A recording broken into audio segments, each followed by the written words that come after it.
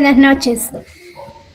¿Qué tal? Ya llamaron lista, ¿verdad? Sí, doctora, acabo de terminar el pase de lista, doctora. ¿Puede continuar, por favor? Ya, vamos a empezar entonces con nuestra clase, ¿ya? Está bien, doctora. Bueno, hubiera querido que sea presencial, pero ya les expliqué que el día de hoy me programaron procedimientos de pacientes hospitalizados y pacientes de emergencia, ¿no? Entonces no me dio el tiempo para poder dictarles la clase de forma presencial. Pero bueno, para no retrasarnos también, por eso es que se decidió que sea por vía virtual, porque otra posibilidad era realizarlo el día de mañana, pero ya saben que mañana tienen clases, creo que con la doctora Tania. Bien, jóvenes estudiantes, el día de hoy vamos a hablar acerca de la litiasis renal. Antes de que empecemos las clases, vamos les voy a presentar un caso clínico y voy a ir llamándolos uno por uno para que vayamos avanzando con el caso clínico y poder llegar a un diagnóstico. Bien, les voy a presentar entonces.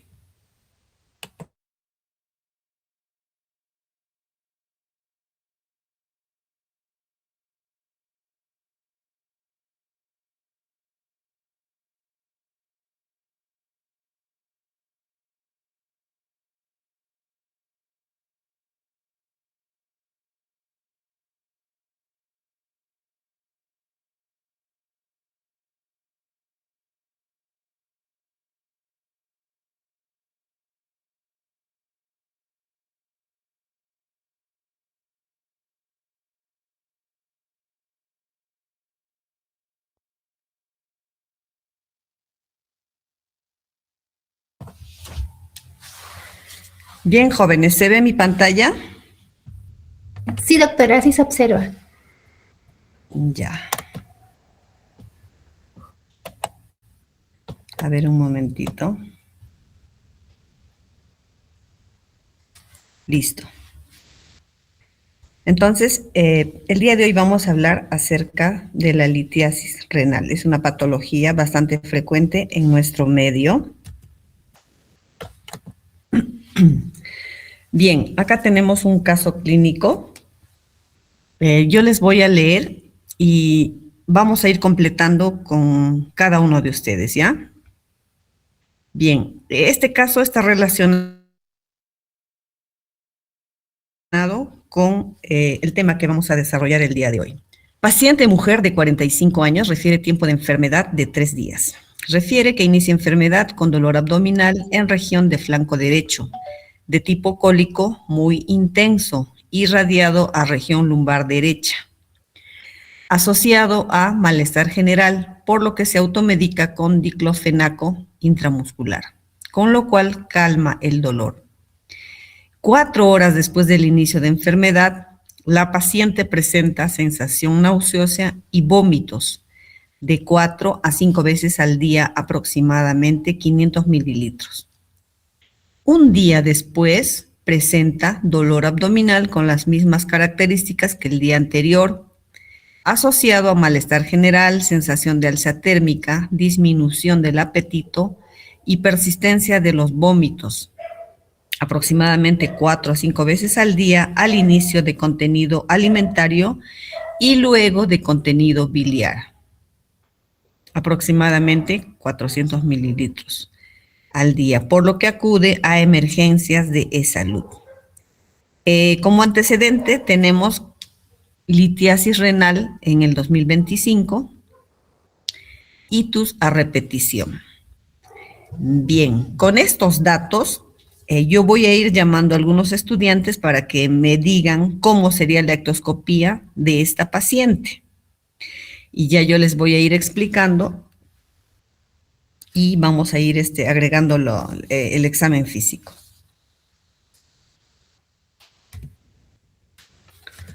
A ver, vamos a ver, especialmente los alumnos que están rotando ahora conmigo y también los que han rotado ya. A ver, vamos a empezar con nuestra delegada, Liz. Sí, doctora. A ver, dime, Liz, ¿cómo sería la ectoscopía de esta A ver, doctora, la ectoscopía paciente? Teniendo en cuenta que nos hemos podido comunicar con ella y bueno, ahí tienes el peso, la talla. A ver, dime cómo sería la lectoscopía de esta paciente. Ya. Paciente femenino, paciente adulta femenino, despierta, lúcida, orientada en tiempo, espacio y persona, en aparente regular estado general, aparente regular estado de nutrición e hidratación, que podría disuadir.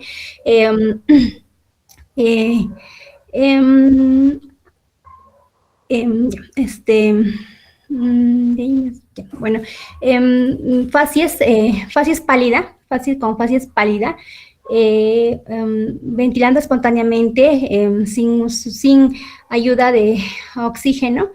Se muestra colaboradora al interrogatorio. Ya, gracias Liz, está bien, vamos a llamarlo a Denis.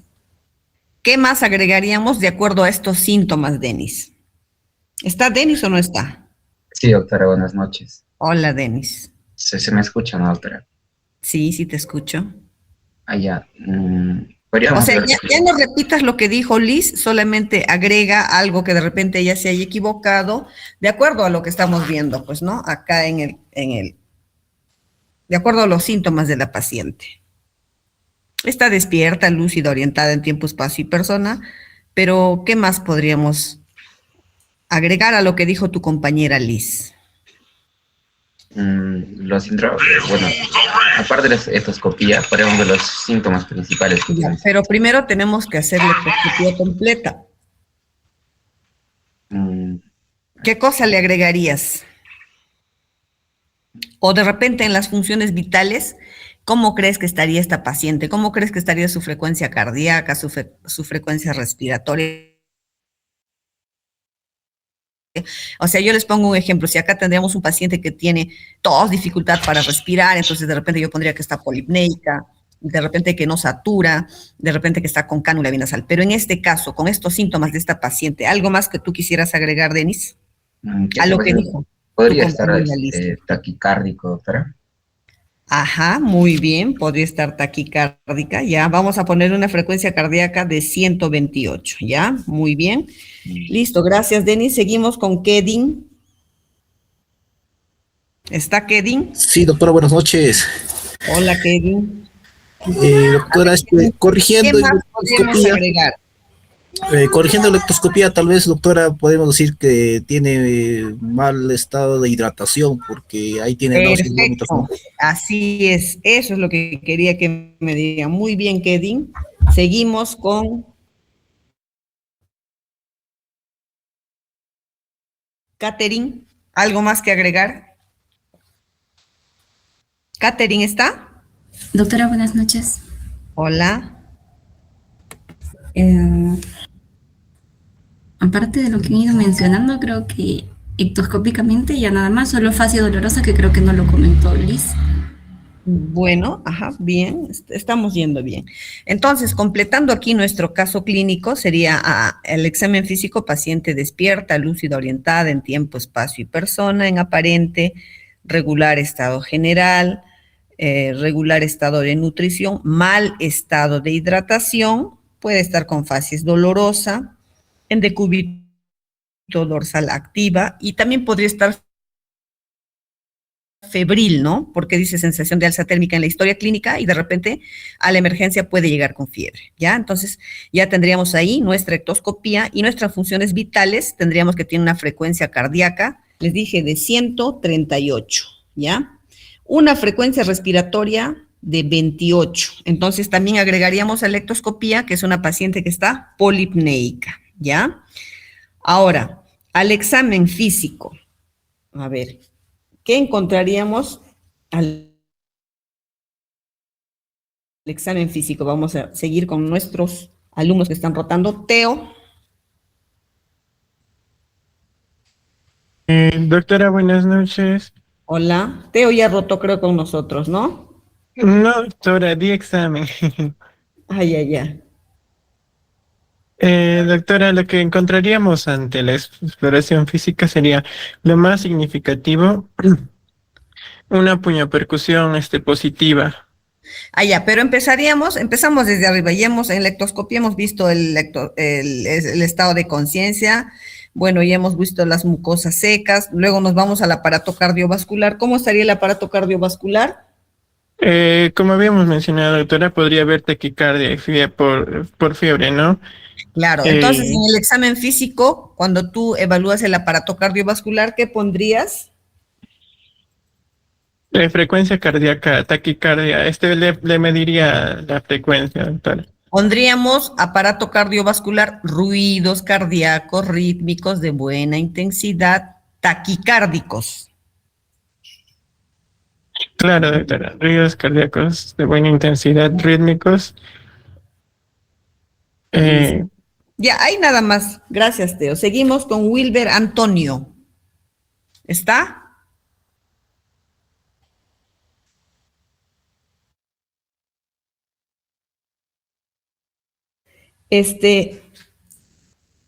David Remigio, Doctora, buenas noches. ¿qué tal? En el abdomen, ¿qué pondríamos? Eh, lo que es doctora, blando, sería blando, depresible. Lo que es doloroso, presenta doloroso la palpación. Mm, va a depender, ¿no? Si es profunda o superficial. Ya, doloroso Ujú. la palpación, ¿en dónde sería? Mm, ¿Qué dice? Sería.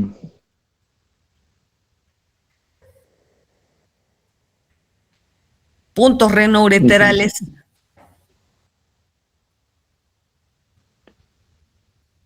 Sería positivo, doctora. Ya, pero ¿en qué parte? Puntos renoureterales medios, Eh, inferiores. ah, Podría ser puntos renoureterales medios positivos, ¿no? Y tu Medios. compañero también nos había dicho puño percusión. Positiva, doctora. Puño de percusión positiva. Exactamente, ¿no? ¿Hacia qué lado sería? El puño de percusión, doctora, sería en la parte No de la hemos puesto en espalda. el caso clínico, ¿no? Es en el lado derecho, ¿ya? En el lado derecho. Entonces ya tenemos varios, varios síntomas, varios signos. Tenemos lectoscopía. Listo, gracias. Rodrigo, Sí, doctora, buenas noches. ¿qué tal, Rodrigo? Con esos síntomas, con esas funciones vitales, buenas noches. ¿A qué síndromes, a qué diagnósticos sindrómicos estaríamos llegando con esta paciente? Diagnósticos sindrómicos. Síndrome doloroso, podría ser uno. ¿Ya? Síndrome doloroso, síndrome mm, emético porque presenta vómitos. Ya, ya, ahí nada más. Gracias, Rodrigo. Franco, ¿está Franco?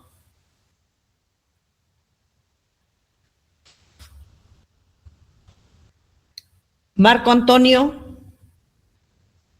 Doctora, buenas noches. Hola, Marco Antonio. Doctora, también se podría considerar un síndrome febril, quizás por la sensación de alza térmica. Así es. Entonces ya tenemos, ¿no? Síndrome febril, síndrome doloroso abdominal, síndrome emético. ¿Algún otro síndrome más? Mm, Podría ser, bueno, correlacionando todos los síntomas que tiene el paciente, podríamos considerar un síndrome de abdomen agudo, doctora. Mm, ¿Por qué dirías un síndrome abdomen agudo? Uno podría ser por el inicio brusco, doctora, que menciona que es un tipo de enfermedad de 3 días y de tipo cólico y de gran intensidad. Entonces, se podría considerar que es de tipo agudo, ¿no? Bueno, sí, podría ser. El inicio brusco, ¿no? Sí, doctora. Ya. Bien, vamos a dejar en esta parte este caso clínico y mientras desarrollemos la clase vamos a ir continuando con el desarrollo del caso clínico, ¿ya?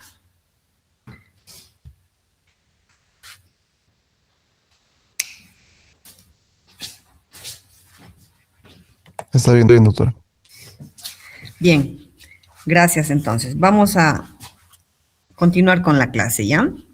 La litiasis renal, primero el concepto, ¿no? ¿Qué es la litiasis renal? Es la formación de depósitos sólidos de minerales y sales, ¿no? Los cálculos son pequeñas piedras formadas por diferentes sustancias como el oxalato de calcio, el ácido úrico, la estrubita, la cistina y fosfato de calcio.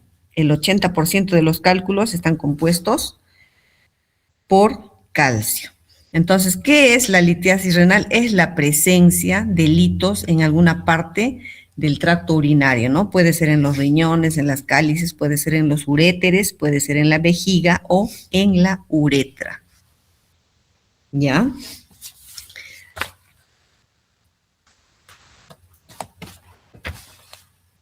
Bien, ahora vamos a hablar. La litiasis renal también se llama nefrolitiasis o urolitiasis, ¿no?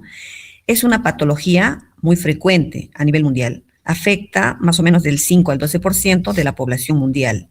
En países industrializados como Estados Unidos se ha producido un aumento progresivo en la prevalencia de litiasis renal durante las 4 últimas décadas. Esto debido a qué? Debido a que hay muchos cambios en la dieta a nivel mundial, ¿no? Sabemos pues que hay mayor consumo de alimentos procesados, alimentos ultraprocesados, bebidas gaseosas, alcohol o lo que comúnmente denominamos comida chatarra, ¿no? Lo cual va a llevar a que haya síndrome metabólico, obesidad y eso va a aumentar la incidencia de la litiasis renal.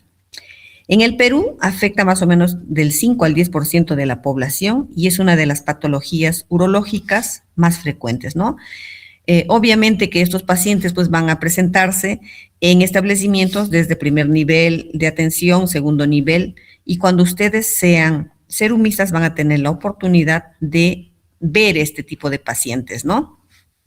Ahora, la incidencia es mayor en regiones áridas y con altas temperaturas, ¿no? Por ejemplo, en Perú, en la costa del norte, Tumbes, Piura, Chiclayo, ¿no? ¿Debido a qué? Debido a que en zonas con altas temperaturas a veces se produce deshidratación en los pacientes, ¿no? Y eso va a favorecer a que haya una litogénesis. Ahora, ¿cuál es la importancia de la litiasis renal? ¿No? Es una patología que si no es tratada a tiempo va a provocar muchas complicaciones. Dentro de ellas, la enfermedad renal crónica.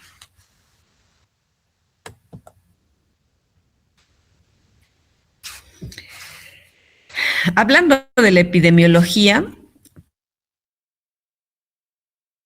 predomina en los hombres con una proporción hombre-mujer 2:1. Puede presentarse a cualquier edad, pero es más frecuente entre los 20 y los 50 años. Y se presenta en todas las razas, ¿no? Siendo menos frecuentes en individuos afroamericanos. También se dice que es más frecuente en la raza blanca.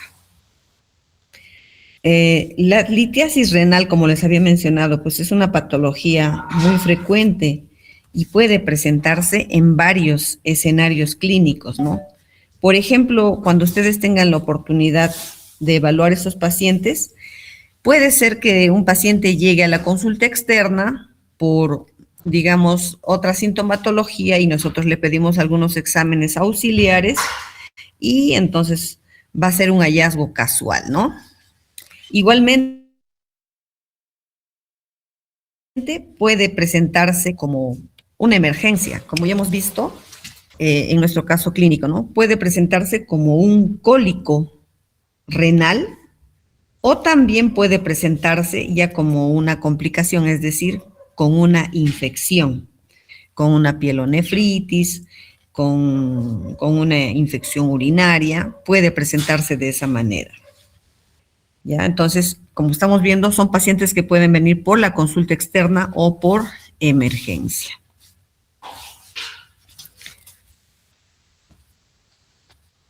Bien, vamos a continuar.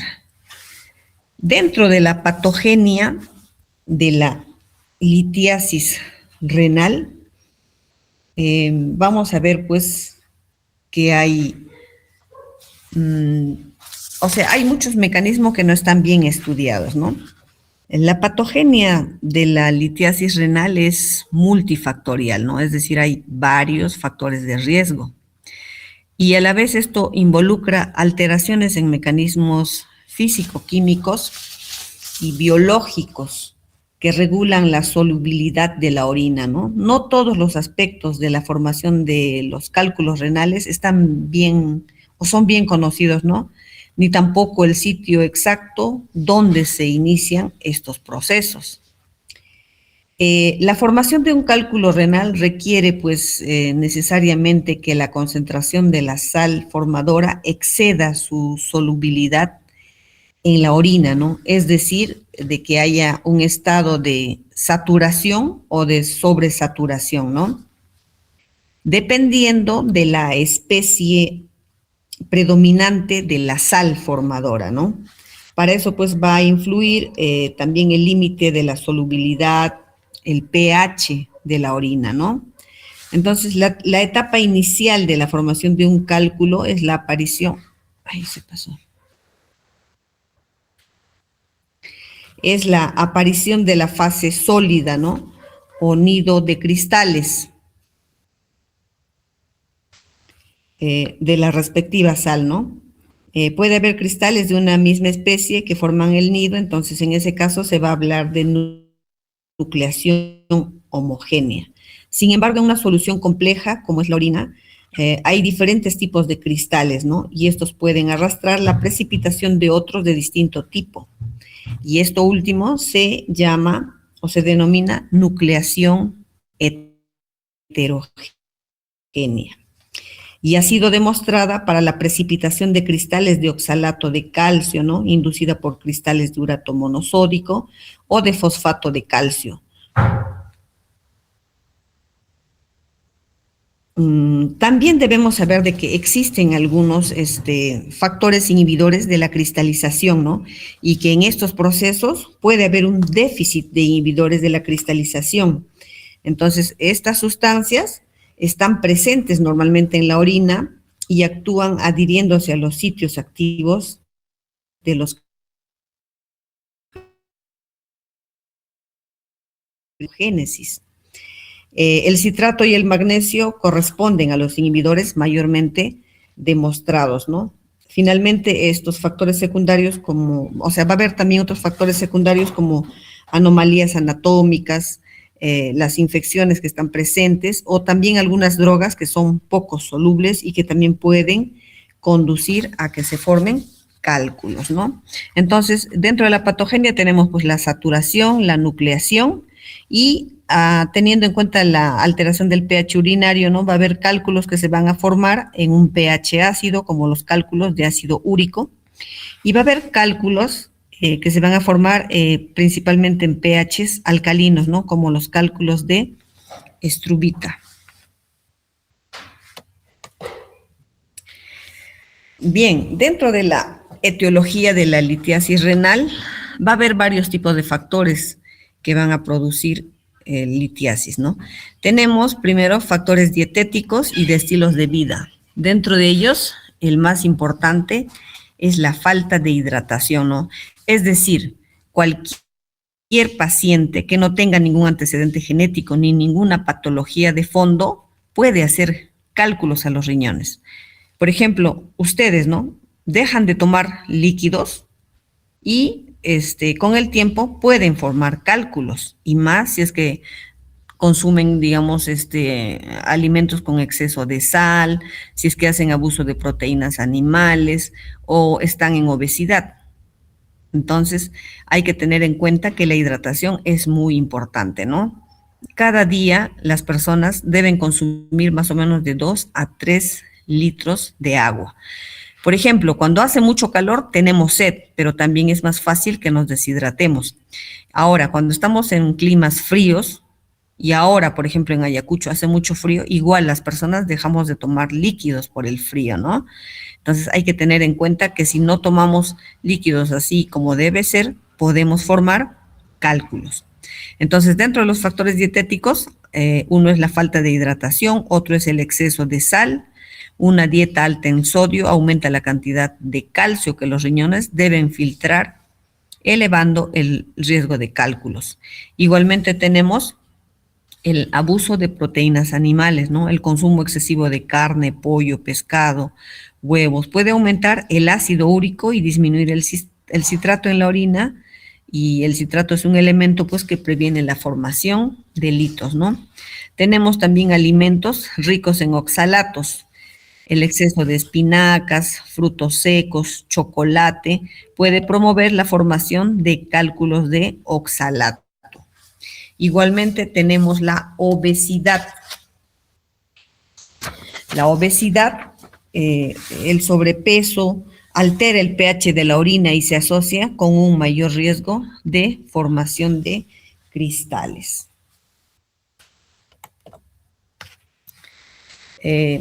Tenemos también otros factores de riesgo, o también llamado condiciones médicas, ¿no? Que van a producir, o mejor dicho, van a favorecer la formación de cálculos, ¿no? Entonces tenemos, por ejemplo, las infecciones urinarias a repetición. Hay ciertas bacterias que pueden producir amoníaco, y lo que va a provocar la formación rápida, o mejor dicho, la formación de cálculos de estrubita, ¿no? Entonces, ¿qué son los cálculos de estrubita? Pues no, son cálculos que se van a formar o son causados por bacterias productoras de ureasa, ¿no? Esas bacterias descomponen la urea en amoníaco, lo que va a cambiar el pH de la orina, es decir, lo va a alcalinizar, y eso va a permitir de que se formen cristales, ¿no? Cristales de fosfato de amonio, fosfato de magnesio, es lo que se conoce como cálculos de estrubita. Entonces hay que tener en cuenta cuáles son esas bacterias, ¿no?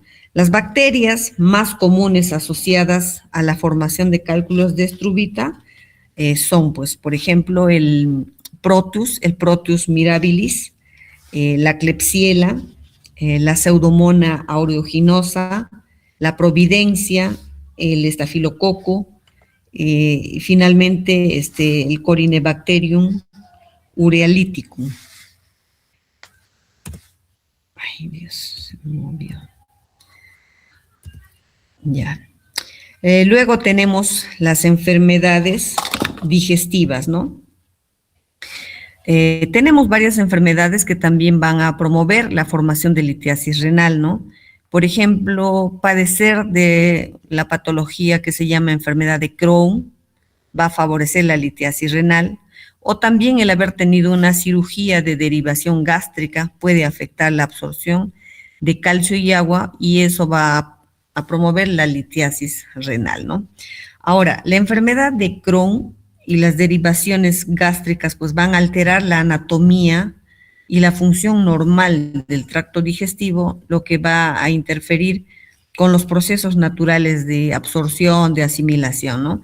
Ahora, concretamente, la enfermedad de Crohn predispone a litiasis renal por 3 mecanismos, ¿no? Uno es la hiperoxaluria entérica, ¿no? ¿A qué se refiere eso? En la enfermedad de Crohn hay una inflamación de las asas intestinales, ¿no? Y eso ¿qué va a provocar? Va a provocar una mala absorción de grasas. Y entonces en el intestino el calcio se va a unir a esas grasas en lugar de unirse al oxalato. Y entonces ¿qué va a pasar? Que el oxalato va a quedar libre y se va a absorber en exceso hacia el torrente sanguíneo, filtrándose y acumulándose en los riñones. Entonces, un mecanismo por el que las enfermedades digestivas van a causar litiasis renal es lo que les había mencionado, la hiperoxaluria entérica. Otro mecanismo es la deshidratación crónica, ¿no? Los pacientes que tienen enfermedad de Crohn van a tener pues diarreas frecuentes, y a la vez va a haber menor superficie de absorción de agua, y eso va a reducir el volumen de orina. ¿Y qué va a pasar? Que la orina se va a concentrar, y la orina concentrada permite que los cristales de oxalato precipiten y formen cálculos más fácilmente, ¿no? Y finalmente, pues hay otro mecanismo en el que se denomina acidosis metabólica, que es un trastorno hidroelectrolítico, que se va a presentar en pacientes, pues, que tienen, digamos, una deshidratación, ¿no? O va a haber una pérdida del bicarbonato por diarreas constantes, ¿no? Entonces, ¿qué es lo que va a pasar? Eso va a volver la orina más ácida y lo que la orina más ácida va a favorecer la formación de cálculos, ¿no? Igualmente tenemos trastornos metabólicos como enfermedades hereditarias, como la hipercalciuria, el exceso de calcio en la orina, la cistinuria, que alteran permanentemente el manejo de los minerales en el riñón. Y igualmente tenemos el hiperparatiroidismo, en el cual el exceso de la hormona paratiroidea pues puede causar niveles altos de calcio en la sangre y por ende en la orina, ¿no?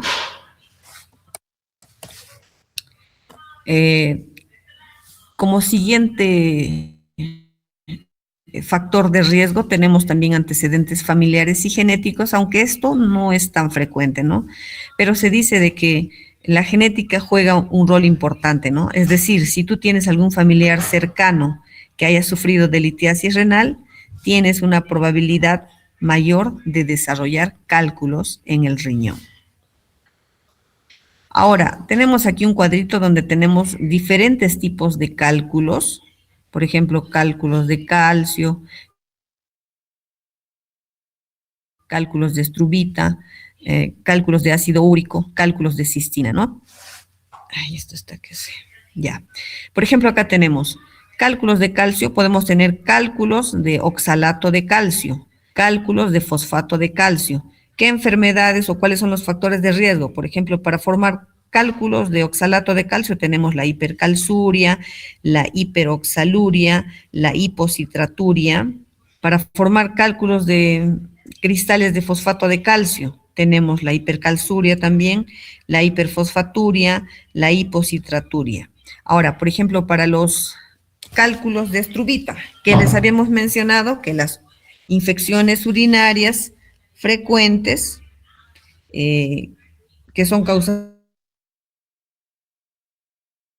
por las bacterias productoras de ureasa, ¿no? Esas bacterias que descomponen la urea en amoníaco. Entonces, este tipo de bacterias nos van a producir los cristales de estrubita. Ahora, acá tenemos el ácido úrico. En los cálculos de ácido úrico se producen en algunas patologías como la hiperuricosuria. Entonces, estas patologías de hiperuricosuria, hipercalciuria, hiperoxaluria son patologías específicas, ¿no? Pero que no son tan frecuentes, que también van a causar formación de cálculos en los riñones, ¿no? Igualmente acá tenemos cálculos, cristales de cistina, ¿no? Entonces, aquí hay genes que regulan transportadores de la cistina, ¿no? Y es un defecto autosómico recesivo, los cuales nos van a producir ese tipo de calcio. Entonces, los cálculos más frecuentes son los cálculos del oxalato de calcio y de fosfato de calcio. Ahora, hay otras patologías que nos van a causar en una menor proporción los cálculos renales, ¿no? Tenemos pues la hipercalciuria idiopática, la hiperuricosuria, es decir, los cálculos de purina, la hiperoxaluria, la cistinuria, la hipocitraturia, hipomagnosuria. Cada una de estas patologías son una enfermedad aparte, ¿no? Hablarles de cada una de ellas es muy largo y en cada una de ellas tiene los valores, ¿no? De cuánto de calcio se pierde en una hipercalciuria idiopática, cuánto de purina en una hiperuricosuria, pero en realidad son valores pues que yo les voy a dar ahora, pero ustedes no lo van a recordar, ¿no? Es por ello que no he tomado en cuenta esos valores y aparte pues que la exposición sería muy prolongada.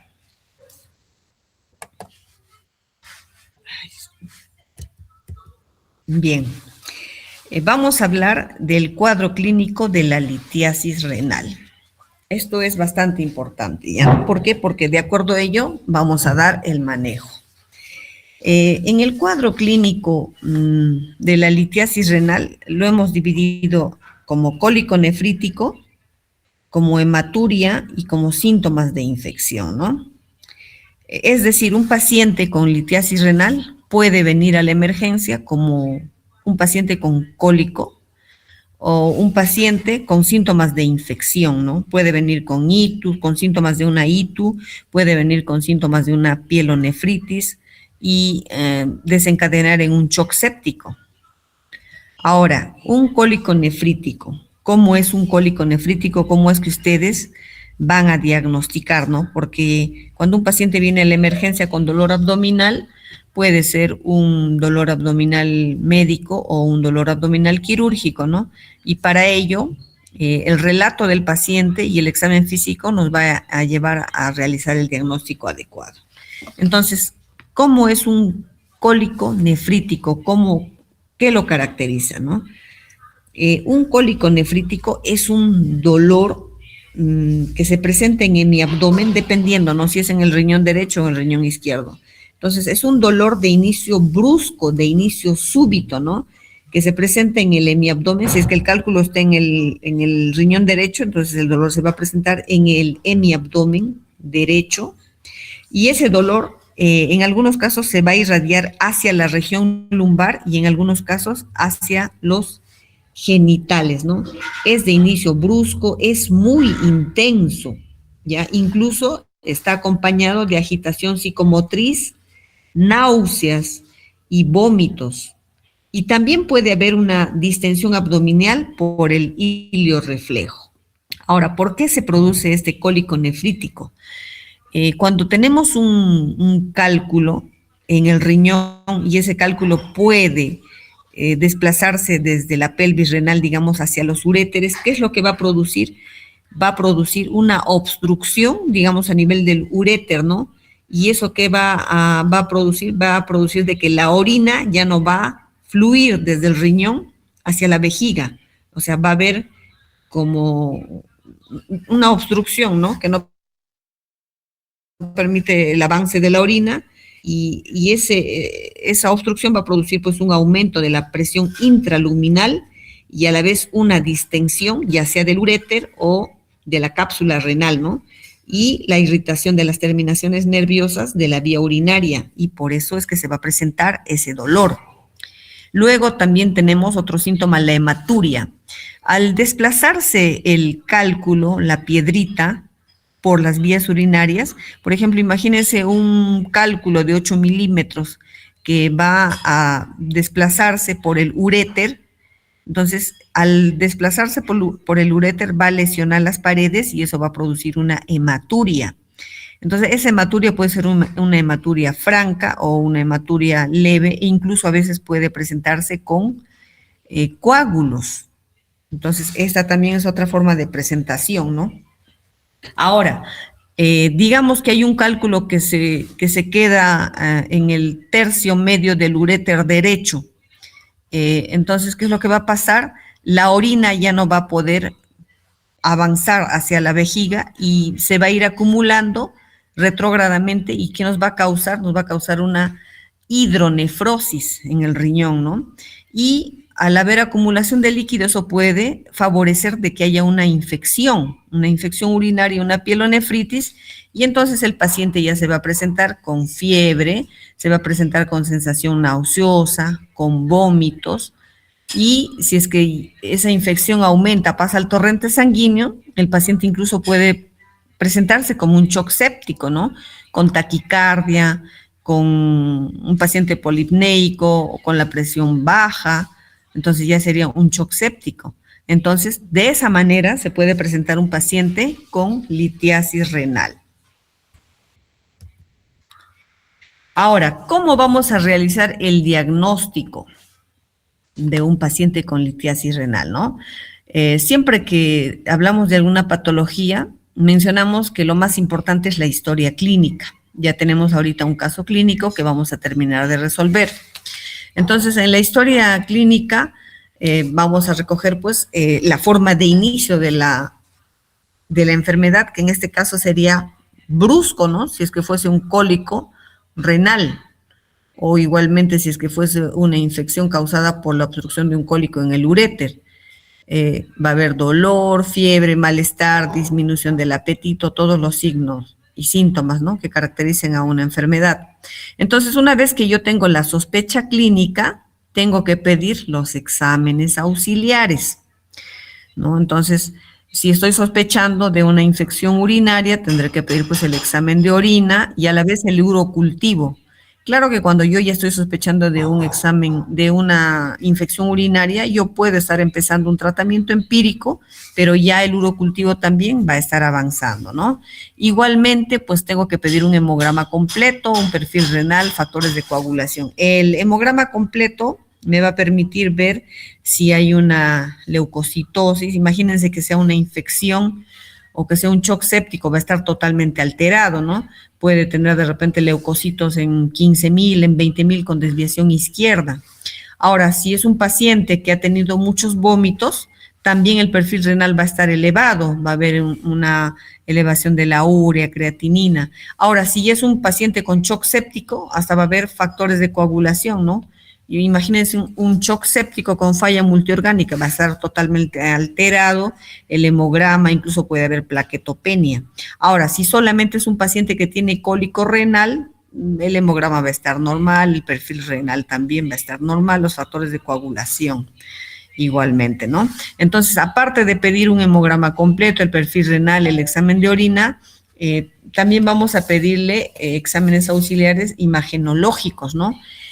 Acá hemos puesto nosotros radiografía de abdomen, pero en realidad la radiografía de abdomen tiene una baja sensibilidad, ¿no? Solamente tiene un 60% de sensibilidad. Y aparte que en una radiografía de abdomen solamente podemos ver los cálculos radioopacos, más no los cálculos radiolúcidos. Entonces, la radiografía de abdomen cada vez está en desuso, ¿ya? Entonces, bueno, acá se me olvidó poner, acá lo que nosotros pedimos en técnicas de imagen es ay Dios, ¿qué pasó? Es la ecografía abdominal, ¿ya? Y la ecografía abdominal es un examen bastante accesible a los pacientes, no hay radiación. Por ejemplo, para buscar cálculos en niños, en gestantes, utilizamos la ecografía renal, ¿no? La ecografía renal, aparte de que nos va a mostrar la presencia del cálculo, que se va a mostrar como una imagen hiperecogénica con sombra acústica posterior, así como hacemos en cálculos de vesícula, igual se va a presentar acá, ¿no? También nos puede mostrar cuando ya hay una complicación, cuando ya hay una hidronefrosis, es decir, cuando un cálculo está obstruyendo un uréter y la orina está quedando en el riñón y está produciendo una hinchazón del riñón, una hinchazón de la pelvis renal, también nos va a mostrar eso, la ecografía renal, ¿no? Y bueno, el gol estándar en litiasis renal es la tomografía sin contraste, ¿no? La TAC helicoidal sin contraste. Entonces acá tenemos algunas imágenes, por ejemplo, acá tenemos una ecografía abdominal, una litiasis renal en el polo inferior de injerto renal, donde se ve una imagen hiperecogénica con sombra acústica posterior. Acá está, este es el cálculo, es la imagen hiperecogénica y esta es la sombra acústica posterior. Y todo esto es pues el riñón, ¿no? Igualmente aquí tenemos otra imagen, todo esto es el riñón y acá tenemos el cálculo. Igualmente en una ecografía abdominal se puede ver pues también algunas complicaciones de una litiasis, ¿no? Una litiasis renal que me va a ir produciendo una obstrucción, entonces eso me va a producir una hidronefrosis. Con el tiempo, si el cálculo sigue obstruyendo, va a producir a que haya daños irreversibles en el riñón y con el tiempo eso me puede causar una enfermedad renal crónica, ¿no? Y con el tiempo el riñón puede estar ya hipotrófico, ¿ya? Y acá tenemos el gol estándar, ¿no? La tomografía.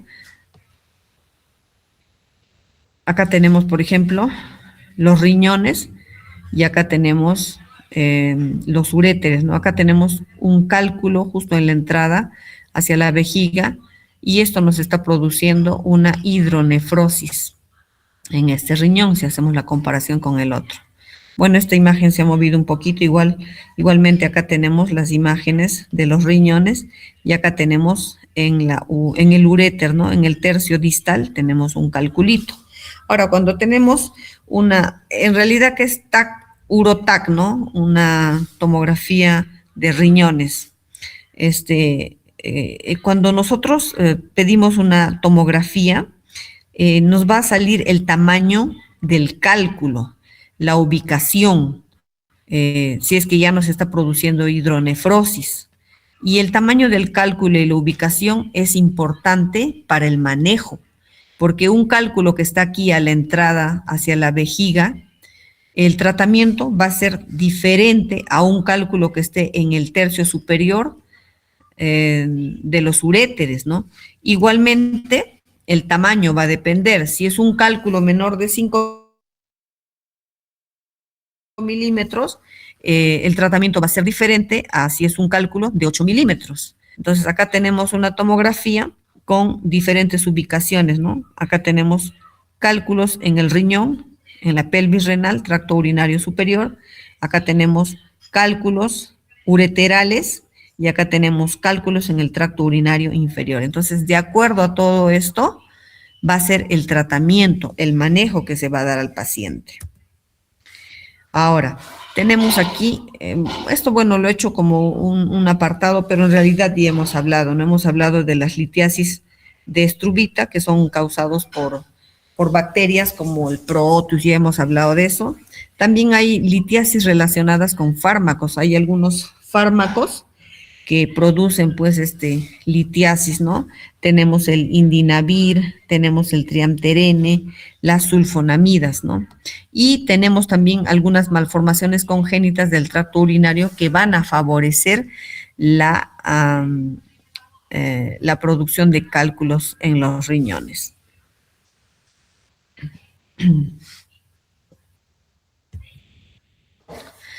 Ahora, cuando hablemos del tratamiento de la litiasis renal, tenemos que ver el tratamiento puede ser del cólico nefrítico o de la complicación que me puede estar dando un cálculo, ¿no? Entonces, por ejemplo, cuando tengo un cólico nefrítico, que ya les había mencionado, ¿no? Es un dolor en el hemiabdomen, dependiendo de la ubicación, que puede ser derecho o izquierdo, un cólico, un dolor de inicio brusco, es un dolor de tipo cólico muy, muy intenso, que está asociado a náuseas, vómitos, ¿no? Entonces, estos pacientes pues van a venir por la emergencia, ¿no? Entonces, miren, acá hemos puesto de que la mayoría de cálculos se expulsan de manera espontánea, pero esto, ¿en qué tipo de cálculos, no? Todos los cálculos que son menores de 5 milímetros se van a expulsar de manera espontánea. Incluso los cálculos menores de 5 milímetros no nos dan cólicos nefríticos. Simplemente estos son hallazgos casuales cuando los pacientes vienen a la consulta y nos traen una ecografía renal donde dice litiasis renal de 3 milímetros, de 4 milímetros, ¿no? Incluso algunos lo catalogan como arenilla renal. Entonces, ese tamaño de cálculos no nos va a producir cólicos nefríticos. Los cólicos nefríticos, más que todo, nos van a causar los cálculos que son mayores de 5 milímetros, ¿no? Por ejemplo, un calculito de 8 milímetros que se obstruye, o mejor dicho, que se queda en el uréter, en el tercio medio del uréter, al quedarse ahí nos va a causar una obstrucción. En ese caso sí nos va a causar un cólico nefrítico, ¿no? Entonces, en los pacientes que tengan un episodio agudo de cólico nefrítico, lo más importante que nosotros tenemos que hacer en la emergencia es calmarle el dolor, ¿no? Se dice que uno de los dolores más fuertes es el cólico nefrítico, seguido de los dolores abdominales, de las pancreatitis, ¿no? Entonces, ¿qué medicamentos están indicados en los cólicos nefríticos? Se han realizado varios tipos de estudios, ¿no? Estudios clínicos, entonces han demostrado que los AINES, ¿no? Son los medicamentos de primera elección. Tenemos pues al diclofenaco, la indometacina, el ibuprofeno, ¿no? Estos medicamentos nos van a proporcionar un alivio, le va a calmar el dolor, ¿no? A los pacientes que tienen cólicos nefríticos. Los AINES hay que tener en cuenta que hay que usarse con precaución cuando ya está alterada la función renal, ¿no? Entonces va a haber pacientes pues que vienen con cólicos nefríticos sin alteración de la función renal, pero va a haber pacientes que van a venir con cólico nefrítico y con alteración de la función renal, ¿no? Entonces hay que tener mucho cuidado en esos casos, ¿ya? Igualmente, si ya tenemos un paciente que tiene una infección, ¿no? Digamos una infección urinaria o una pielonefritis, entonces el tratamiento pues va a ser diferente, no solamente vamos a calmarle el dolor, sino también vamos a tener que combatir la infección. Entonces, si tenemos una pielonefritis, mientras se hace el urocultivo, se le va dando un tratamiento empírico con ceftriaxona, ¿no? Con 2 gramos de ceftriaxona cada 24 horas para combatir la infección. Ahora, si mi paciente está deshidratado, tenemos pues que hidratarlo y el tratamiento antibiótico y los AINES para calmar el dolor. Una vez que tenemos, digamos, un paciente con una infección a quien ya le hemos dado el tratamiento empírico con antibióticos, ¿no? Digamos que haya venido un paciente a la emergencia y se le ha detectado una pielonefritis por un cálculo de 10 milímetros en el uréter derecho, digamos, se maneja la infección y una vez que ya estabilizamos al paciente, recién se da el tratamiento para la eliminación del cálculo. Entonces, cuando tenemos litiasis renales, hay tratamientos expulsivos, o sea, solamente con medicamentos, con fármacos, y también hay tratamientos quirúrgicos, hay tratamientos con litotripsia, y también tenemos tratamientos con métodos endoscópicos, ¿no? Entonces, por ejemplo, el tratamiento expulsivo, ¿qué quiere decir? ¿A qué se refiere esto del tratamiento expulsivo? Esto también, como les había mencionado, ¿no? De que va a depender del tamaño del cálculo. Entonces, acá tenemos, dice, la probabilidad de eliminación espontánea de los cálculos ureterales depende fundamentalmente de su tamaño, de la localización, en qué parte se encuentra ese calculito, ¿no? De la anatomía del uréter y de los antecedentes de expulsión espontánea. Entonces, hablando acá, todo paciente, mejor dicho, todo cálculo menor de 5 milímetros se va a eliminar espontáneamente. Ahora, este tratamiento expulsivo que es con medicamentos, con bloqueadores alfa-adrenérgicos, esto está determinado para pacientes que tienen cálculos de entre 6 y 8 milímetros. Porque los que son mayores de 8 milímetros, por más que le demos estos medicamentos, no lo van a poder eliminar, porque hay que ver de qué tamaño son los uréteres, ¿no? Entonces, imagínense un uréter que tenga 5, 6 milímetros, digamos, de diámetro, entonces un calculito de 8 va a tener mucha dificultad en ser eliminado. Entonces hay que tener en cuenta eso, ¿no? Que este tratamiento es para cálculos de 5 a 8, o sea, menores de 8 milímetros. Ahora, en caso de obstrucción completa, o sea, puede haber un calculito de 8 milímetros que me esté obstruyendo por completo el uréter, entonces las lesiones renales van a aparecer entre las 2 y 6 siguientes semanas del cuadro de obstrucción. Por esta razón, estas terapias expulsivas se pueden mantener solamente por este periodo, excepto que se trate de un paciente monorreno.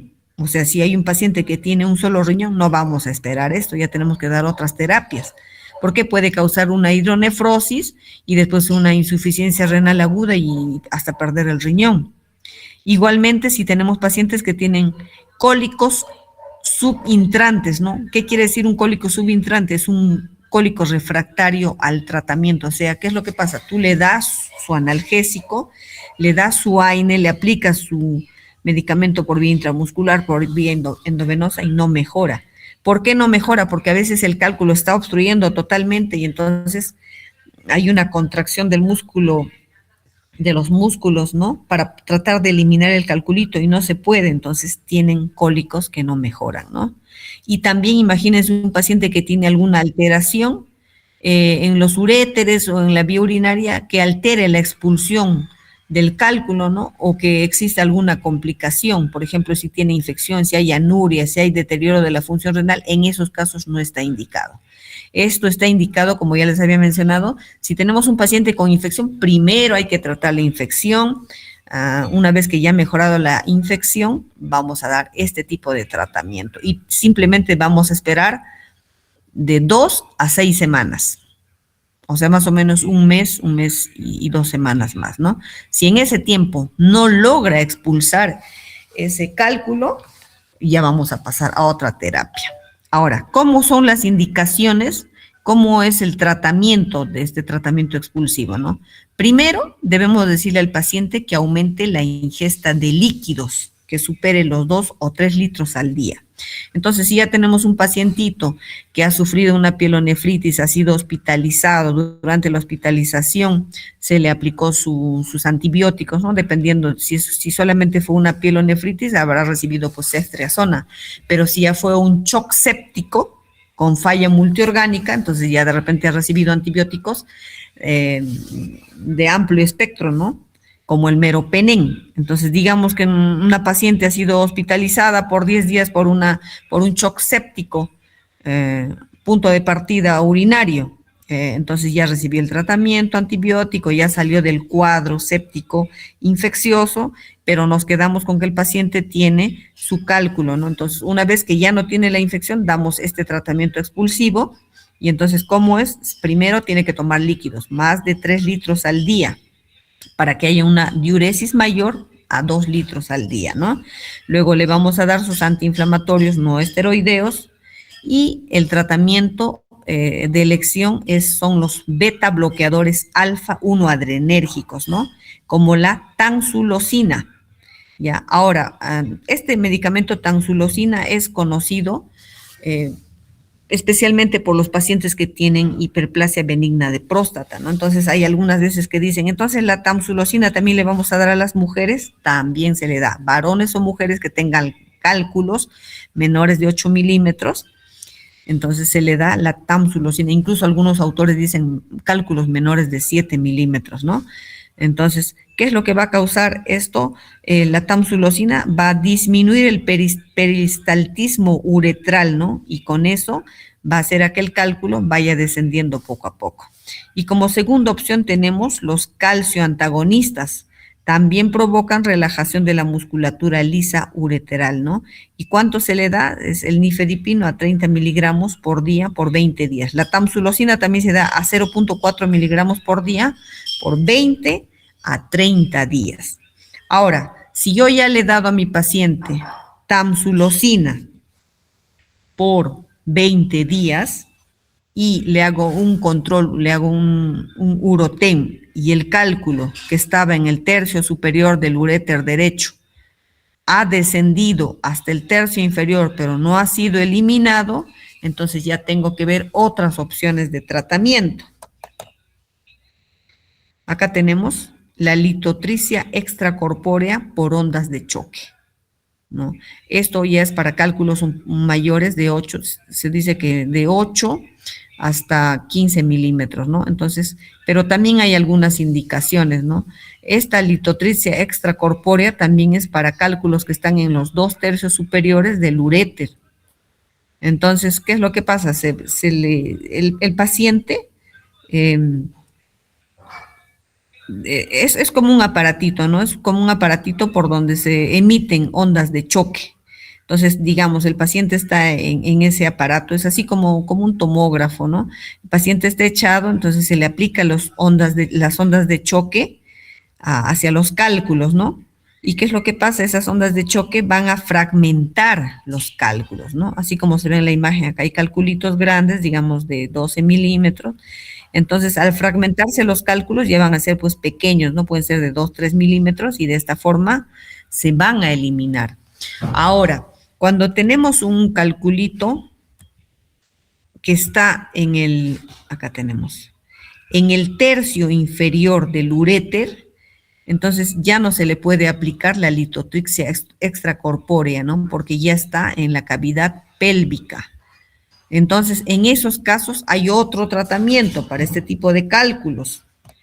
En esos casos ya se utiliza la ureteroscopía con láser. Esta ureteroscopía con láser nos va a causar una litofragmentación endourológica con energía ultrasónica, electrohidráulica o láser a través de un ureterorenoscopio. ¿En qué consiste este tratamiento? Así como cuando un gastroenterólogo pone un endoscopio por la boca y nos vamos pues hacia el esófago, al estómago y al duodeno, en este caso el urólogo va a utilizar su ureteroscopio y lo va a colocar por la uretra. Entonces, una vez que coloca por la uretra, llega a la vejiga. Y de la vejiga llega acá al tercio distal, donde les había dicho que el otro calculito no puede ser manejado por la litotripsia extracorpórea. Entonces, este calculito entra con su ureterorenoscopio, el urólogo, y acá así encuentra el calculito, ¿no? Y entonces aquí va a destruir o lo va a fragmentar este calculito, ¿no? Con la energía ultrasónica para que el paciente pueda eliminar los cálculos ya pequeñitos. Imagínense este calculito en el tercio distal del uréter derecho, está causando una obstrucción total. Entonces, por encima de esto, la orina se está acumulando y nos puede causar una hidronefrosis, luego una insuficiencia renal aguda y luego hasta pérdida del riñón, ¿no? Entonces, pues la ureteroscopía es una técnica utilizada para el tratamiento de los cálculos ureterales que consiste en introducir en el uréter una cámara de video que permite ver y luego destruir el cálculo obstructivo, ¿ya? Ahora, si ya tenemos cálculos más grandes, digamos de 20 milímetros, ¿no? Entonces ya no va a poder ser tributario de este tratamiento de la litotripsia extracorpórea, tampoco de la... Entonces hay otra técnica que se llama cirugía laparoscópica o abierta, ¿no? Esto ya son para cálculos gigantes, ¿no? A veces hay cálculos que están ocupando totalmente toda la pelvis renal y en esos casos ya es bastante difícil, ¿no? O también hay cálculos grandes en la vejiga, cálculos grandes que no pueden ser destruidos con la energía ultrasónica, entonces también tienen que ser intervenidos quirúrgicamente, ¿no? Ahora tenemos cirugía laparoscópica o también tenemos cirugía abierta, ¿no? Cirugía laparoscópica, acá en ambos casos, y cirugías abiertas, en donde no se cuenta pues con los equipos de laparoscopía. Es igual como cuando tenemos un paciente que tiene cálculos en la vesícula, algunos pacientes son sometidos a cirugía abierta, mientras que otros a cirugía laparoscópica, ¿ya? Ahora, en pacientes que ya han tenido cálculos que obstruyen, puede haber complicaciones, ¿no? Entonces, acá tenemos, por ejemplo, una de las complicaciones de la litiasis renal. Acá tenemos la hidronefrosis, ¿no? Es lo que les había mencionado. Acá tenemos un riñón normal. Entonces, acá tenemos una hidronefrosis. Acá tenemos un cálculo que está obstruyendo el tercio superior del uréter derecho. Entonces, es una obstrucción total. Y entonces la orina no puede salir, ¿no? Y la orina va quedándose retrogradamente y esto va a producir una inflamación del riñón, que si esto no mejoramos, este paciente puede hacer una insuficiencia renal y perder este riñón. Igualmente tenemos otra complicación que es una infección grave, ¿no? A partir de un cálculo. Por ejemplo, acá cuando hay éstasis urinaria, acá puede haber proliferación de bacterias y nos va a producir una pielonefritis, y una pielonefritis nos puede producir un shock séptico, incluso la muerte del paciente, ¿no? Ahora, si el calculito también estuviese más abajo, digamos en la uretra, igualmente va a producir una obstrucción en la uretra y nos puede causar una ITU baja. O también puede haber un cálculo en la vejiga, también nos puede causar una cistitis, y a partir de una cistitis, una pielonefritis, una sepsis con falla multiorgánica, un shock séptico, ¿no? Y también dentro de las complicaciones vamos a tener los pacientes que, hay pacientes que son pues muy descuidados, ¿no? Que tienen muchos cólicos, solamente van a la farmacia, se automedican, no se hacen ningún chequeo, y al final entran en una insuficiencia renal aguda, luego una insuficiencia crónica, y cuando ya no orinan, recién van al hospital. Entonces, a veces el paciente incluso puede ir con síntomas urémicos, ¿no? ¿Y qué es lo que pasa? Ya perdió el riñón, entonces, y es una enfermedad renal crónica que va a tener que entrar a diálisis. Y, bueno, estas son las principales complicaciones, pero también hay algunas complicaciones en las cuales, por ejemplo, este calculito, al pasar digamos, del tercio superior del uréter, va a ir descendiendo con los medicamentos, puede causar laceraciones en la pared del uréter, y eso con el tiempo nos puede causar algunas estenosis. Esas también son algunas complicaciones, y unas estenosis en los uréteres con el tiempo pueden causar disfunción renal. ¿Ya? Ahora, todo paciente que ha tenido cálculos, si es que no mejora su hidratación, no mejora su dieta, en un año puede haber una recidiva, o sea, el paciente puede volver a tener nuevamente cálculos, ¿no?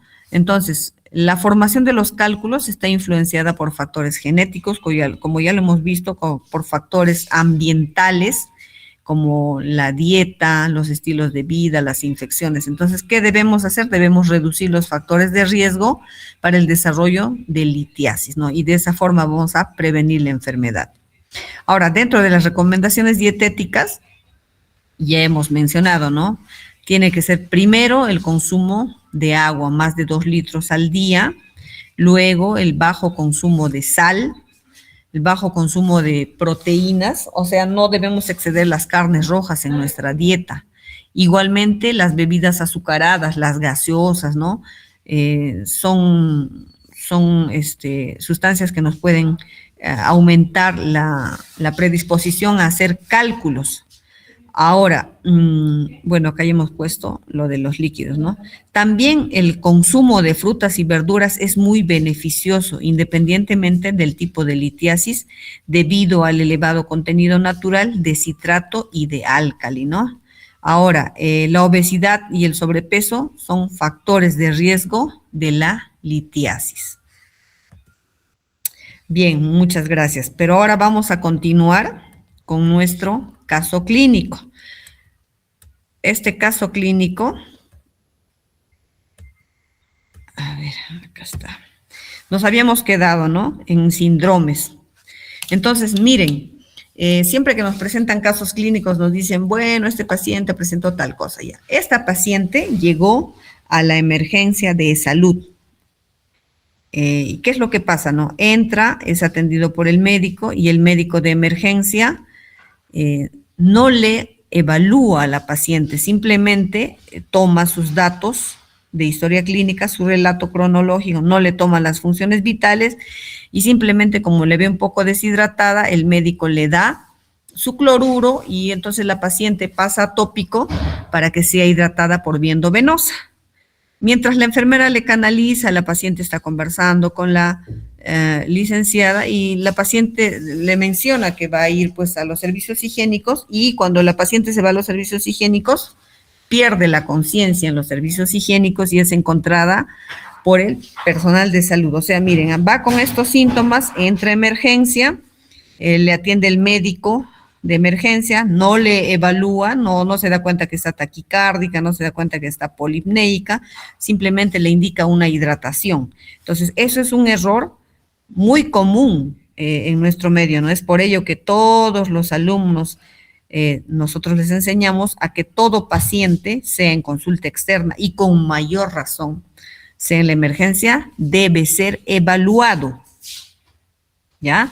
Y nosotros evaluando al paciente ya podemos diagnosticar si ese paciente está grave, si está moderadamente grave. Imagínense un paciente que viene con trastorno del sensorio, con alteración del Glasgow, ese paciente está en mal estado general. Y en este caso, esta paciente aparentemente entró caminando, está lúcida, pero está febril, ha tenido vómitos, está deshidratada, ¿no? Y entonces pierde la conciencia. En los servicios higiénicos recogen a la paciente, ya ahí sí se asustan los médicos de emergencia, la llevan a shock trauma, le conectan al monitor y la paciente tenía pues una frecuencia cardíaca de 138, tenía una presión de 70/40, ¿qué más? Estaba polipneica. Entonces, con todos esos, ya teniendo ya esos datos, ¿no? Y la paciente persistía con los vómitos. ¿A qué diagnóstico? Ya mira, ya teníamos un diagnóstico sindrómicos que ustedes me habían mencionado, pero si yo ya les menciono esos otros datos, ¿a qué otros diagnósticos estaríamos llegando? A ver, voluntarios. Acá sus compañeros habían mencionado síndrome febril, síndrome emético, síndrome doloroso abdominal, incluso algunos de ustedes habían mencionado un abdomen agudo, ¿no? Pero ya con lo que les estoy mencionando, con las funciones vitales, con la pérdida de conciencia, con la presión de 70/40, ¿qué diagnósticos podríamos estar diagnosticándole a esta paciente? ¿Voluntarios o se han dormido todos? A ver, vamos a seguir con los alumnos. Vamos a llamar, a ver, Yandira. ¿Está Yandira? Giovanni. Buenas noches, doctora. Se me encuentro. Ah, muy bien, Giovanni. A ver, ¿en qué estarías pensando en esta pacientita ya con este relato cronológico que hemos hecho, con esos antecedentes, con su ectoscopía, con sus funciones vitales que les he mencionado, con el episodio de pérdida de conciencia en el baño? ¿En qué patología, en qué estaríamos diagnosticándole a esta paciente? Puede ser un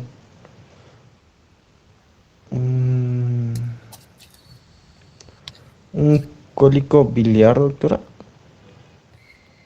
No estamos hablando de cólico biliar, estamos hablando de ¿qué? cólico. Estamos hablando de litiasis renal. No, Ujú. entonces sería una... Por ejemplo, ¿tú podrías diagnosticar clínicamente una sepsis en un paciente?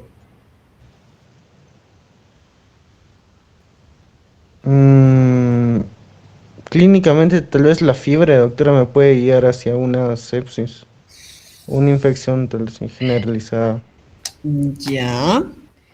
Mario.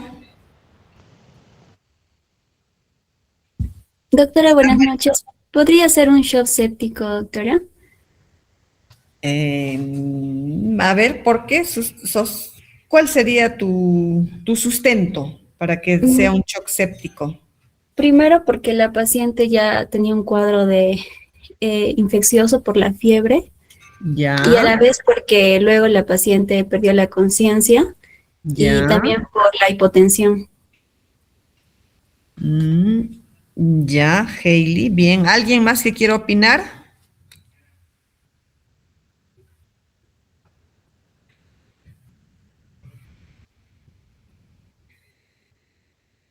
Doctora, Juan, buenas noches.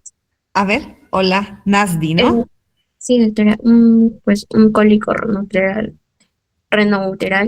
con básicamente una litiasis renouteral como tal, pero reagudizada, porque menciona que como antecedente ya tenía una litiasis.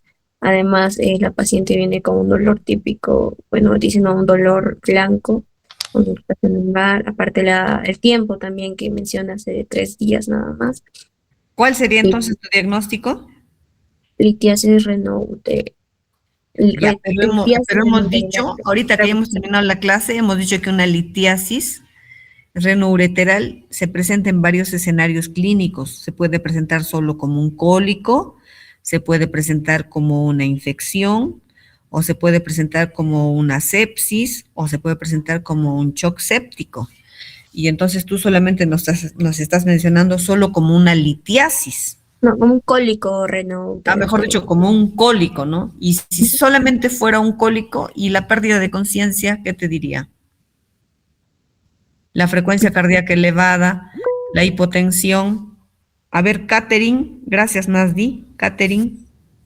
Doctora, en este caso sería un shock séptico secundario a la litiasis renal que tuvo, porque si no me equivoco, para saber si hay sepsis o no, tiene que haber hipotensión, según los criterios QSOFA. Hipotensión, tiene que haber también frecuencia respiratoria elevada, frecuencia cardíaca alta, como en este caso, y además alteración del sensorio. Entonces, ¿sería una sepsis o sería un shock séptico?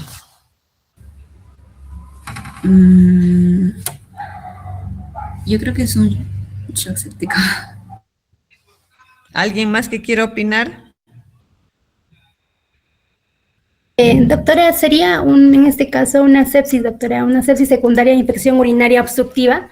¿Ese sería el diagnóstico? O también una hidronefrosis con posible obstrucción severa, doctora.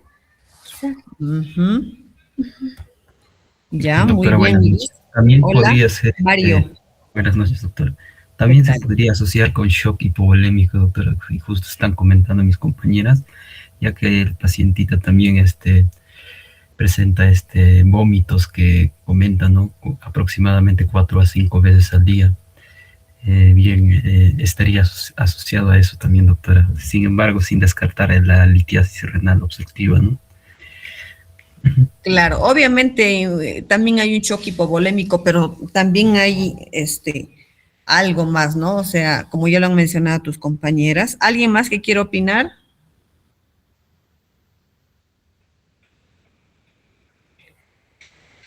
Ya, pero sí hay opiniones que van más o menos, ¿no? O sea, ¿qué es lo que pasa con esta paciente, no? Esta paciente, estamos viendo que tiene antecedentes de litiasis renal.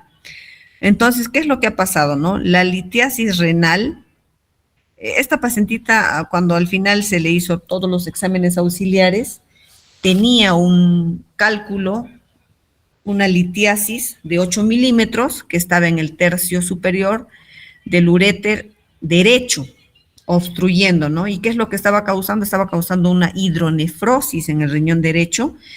Entonces, esta paciente presentó una infección, como ustedes ya lo han mencionado, una pielonefritis. Pero miren, para que ustedes vean que una pielonefritis puede evolucionar rápidamente en 2 días, ¿no? A un shock séptico. Porque muchas veces estamos en la emergencia y cuando vemos un paciente con shock séptico decimos, tan descuidada es esta paciente para llegar en este estado, pero miren, esta paciente solamente tuvo 3 días. Entonces, de la pielonefritis, la paciente tuvo una sepsis, ¿no? Y cuando ya fue a la emergencia, ya estaba con una sepsis y un shock séptico. Entonces, pues una sepsis es la presencia de una infección, ¿no? Acompañada de una disfunción orgánica, o sea, puede haber falla de riñones, hígado, pulmones o sistema de coagulación. Y en este caso había una falla de riñones que recién estaba empezando, ¿no? Pero esta paciente finalmente estaba en shock séptico. ¿Cómo sabemos, no? El shock séptico ya es una etapa más crítica, ¿no? Se diagnostica cuando el paciente, la presión, como ya lo han mencionado sus compañeras, la presión arterial estaba en niveles muy bajos, ¿no? Que hay que manejarlo ya con vasopresores, por eso es que ha tenido la pérdida de conciencia. Entonces aquí, por ejemplo, ha habido error, ¿no? Esta paciente, ni bien llegó a la emergencia, debió ser examinada por el paciente. Y al examinarle, ya se hubieran dado cuenta que la paciente estaba séptica, ¿no? Porque estaba taquicárdica, estaba febril, estaba polipneica y la presión arterial también se le hubiera tomado, ¿no? Pero mientras en la emergencia no se le revisó a la paciente y mientras la paciente pasó a tópico para que la licenciada le ponga una vía, pues habrá pasado unas 2, 3 horas y la infección va aumentando. Y finalmente la paciente ya hizo un shock séptico, por eso es que hubo pérdida de conciencia y cuando le pusieron al monitor, la presión pues ya estaba muy baja. Entonces esta paciente tuvo que ser reanimada con líquidos, se le tuvo que poner vasopresores para mejorar la presión y cuando salió sus exámenes auxiliares, salió pues con leucocitos en 20,000, tenía una desviación izquierda, bastonados tenía 12, y también en sus exámenes auxiliares salió que la paciente tenía una plaquetopenia, ¿no? Había una plaquetopenia por consumo. También había alteraciones de factores de coagulación y también tenía alteraciones en la urea y creatinina que estaban muy elevados, ¿no? Entonces, esta paciente estaba pues con un shock séptico, con falla multiorgánica, había falla renal, había falla hematológica, incluso ya estaba haciendo un poquito de ascitis, porque en la ecografía abdominal también salió que tenía ascitis, ¿no? Entonces, esta paciente tuvo que ser reanimada con vasopresores, tuvo que recibir antibióticos de amplio espectro, meropenem, y estuvo hospitalizada más o menos por 10 a 12 días, ¿no? Y durante la hospitalización se le sacó una tomografía y se detectó que tenía un cálculo que estaba obstruyendo el uréter derecho y le estaba produciendo la hidronefrosis. Entonces, una vez que esta paciente mejoró su cuadro infeccioso, fue dada de alta, pero se le hizo una referencia a Lima, ¿no? Porque los tratamientos que les había mencionado para la litiasis renal, tanto la litotricia como los demás tratamientos, pues no hay acá. Entonces, fue referida a Lima, pero por consultorio externo. Entonces, esta pacientita cuando fue a Lima, estaba con el tratamiento expulsivo con la tamsulosina, ¿no? El calculito que tenía era de 8 milímetros. Estaba con tratamiento de tamsulosina y le dijeron que tome más o menos por un mes mientras esperaba su cita en Lima. Entonces, ¿qué es lo que pasa? Esta paciente estando en Lima volvió a presentar cólicos renales, ¿no? Entonces, ¿qué es lo que hacía la paciente? Se iba al hospital, ingresaba por emergencia, por el Rebagliati, y en la emergencia pues le evaluaban sus funciones vitales, le evaluaban cómo estaba, ¿no? Y no había alteración, solamente tenía el cólico nefrítico, entonces le ponían sus AINES y le daban de alta, y entró por emergencia 3 veces en 20 días, ¿no? Entonces, esta pacientita a los 20 días, al ver que no le solucionaban su problema en salud, ustedes saben pues que actualmente hay muchas dificultades tanto en el MINSA como en salud, ¿no? ¿Qué es lo que pasa? Entonces, la paciente decide irse a una clínica particular porque le habían dicho que ella podría ser tributaria de una litotricia extracorpórea, ¿no? Porque el calculito inicialmente estaba en el tercio superior del uréter derecho. Pero cuando la paciente fue a la clínica y le sacaron una tomografía, el cálculo, con esos 20 días de tratamiento con la tamsulosina, el cálculo había descendido hasta el tercio distal, ¿no? Entonces, habíamos dicho que si ya está en el tercio distal, está cerca a la vejiga, ¿qué tratamiento habíamos dicho que ya estaría indicado en esta paciente?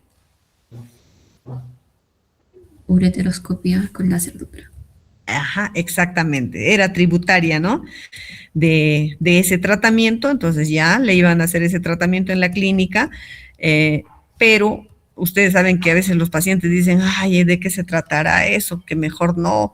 La paciente estaba un poco indecisa de hacerse, y aparte que en la clínica, pues, un tratamiento de ese tipo en una clínica de Lima puede costar 15,000, 20,000, 30,000 soles, dependiendo de qué clínica. En Lima, pues hay clínicas como la anglosajona, la clínica internacional, clínica La Luz. Los precios oscilan así entre 10,000 y 30,000 soles, ¿no? Y aparte, pues ustedes imagínense que de un momento a otro ustedes les digan, les vamos a hacer una ureteroscopía con láser. Y se supone que, imagínense que cuando llega una endoscopía, el paciente se estresa, imagínense acá por la uretra, se supone que por más que le pongan anestésico va a ser un poco doloroso, ¿no? Entonces la paciente le dice al doctor, antes de que le haga el procedimiento, que le hagan un control con la tomografía, porque la última vez que le habían hecho el control, el cálculo había descendido del tercio superior al tercio inferior, ¿no? Entonces, le programan este procedimiento a la paciente, pero un día antes le vuelven a sacar el urotén, y cuando ven el urotén, ya no había el cálculo y ya no había la hidronefrosis. Entonces, ¿qué creen que pasó?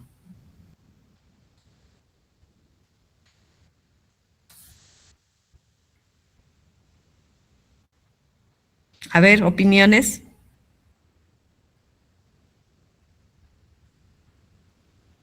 ¿Qué pasó? ¿Se durmieron? A ver, vamos a llamar. Jack Diego. ¿Está o no está? Doctora, buenas noches. Hola, Jack Diego. Doctora, tengo un poquito... ¿Estuviste atento al relato? Sí, doctora, estuve mal, solo que en la parte final no se le escuchó bien porque tengo un internet un poco mal, pero lo que entendí era que, bueno, al final el cálculo había descendido y en el tercio inferior, pues, lo que se plantea dentro del tratamiento es la ureteroscopía con láser, ¿no? Y si es que el cálculo llega a salir por el conducto, pues la hidronefrosis se va a ausentar básicamente, doctora, se va a solucionar de manera espontánea. Se va a resolver. Ajá. Claro, doctora. Ya, pero lo que yo te menciono es que, bueno, ya la paciente le iban a hacer la ureteroscopía, pero le sacan la tomografía y el cálculo ya no estaba ya acá. Entonces mi pregunta es, ¿qué crees que pasó con esta paciente y con su cálculo? Lo que presumo, doctor, es debido al tratamiento con la tamsulosina, se ha podido resolver de manera espontánea. Exactamente, eso es lo que les estaba diciendo. Esta paciente ya estaba con un tratamiento con la tamsulosina y ya había recibido 20 días, ¿no? Pero como les mencioné, tuvo un cólico y fue a la emergencia de salud. Hasta 3 cólicos tuvo, ¿no? Y le sacaron las tomografías y sí, pues en el último control, el calculito estaba aquí en el tercio distal muy cerca a la vejiga, entonces ya iba a ser tributaria de este tratamiento, pero cuando le vuelven a sacar el control ya no había el cálculo, es porque efectivamente el tratamiento con la tamsulosina había hecho efecto. Ahora les hago una pregunta, ¿y por qué la paciente no se dio cuenta que había eliminado los cálculos? ¿Quién me podría responder? Gracias, Diego. Nancy. Doctora, buenas noches. ¿Está Nancy? Sí, doctora, buenas noches. Hola, Nancy. ¿Qué crees que haya pasado? Porque miren, yo les comento, cuando ustedes vean pacientes que tengan cálculos, hay pacientes que dicen, ¿sabe qué, doctora? Yo estaba orinando y ¡pum! Sentí que cayó la piedrita al baño, incluso sonó, dicen, ¿no? Algunos. Y esta paciente no se ha dado cuenta que ha eliminado. ¿Qué creen que haya pasado? ¿Qué crees, Nancy?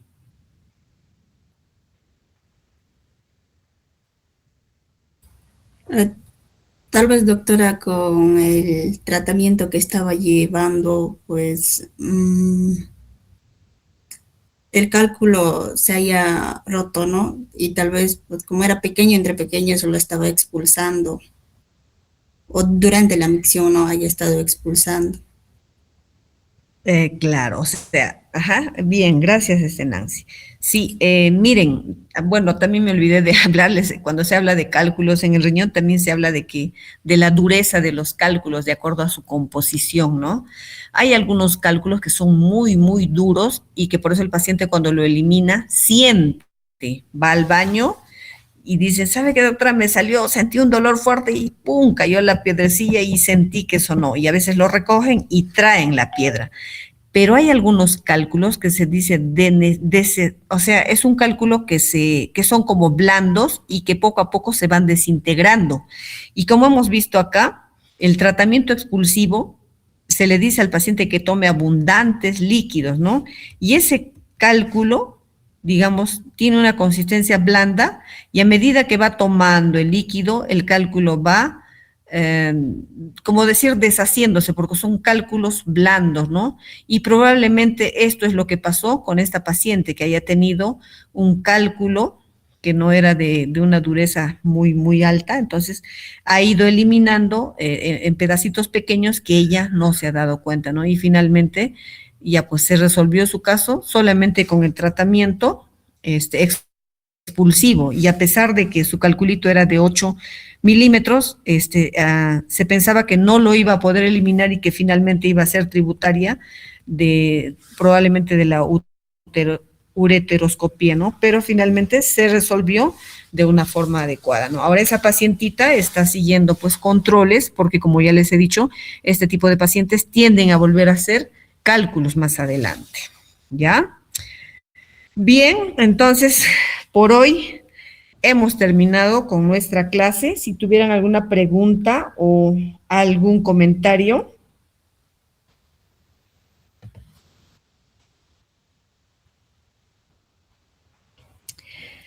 Bien, jóvenes estudiantes, entonces hemos concluido con las clases. Que tengan muy buenas noches y con mis grupos de práctica nos vemos mañana en el Hospital Regional. Doctora, Gracias, muchas gracias. A usted, doctora, gracias. Hasta mañana. Hasta mañana.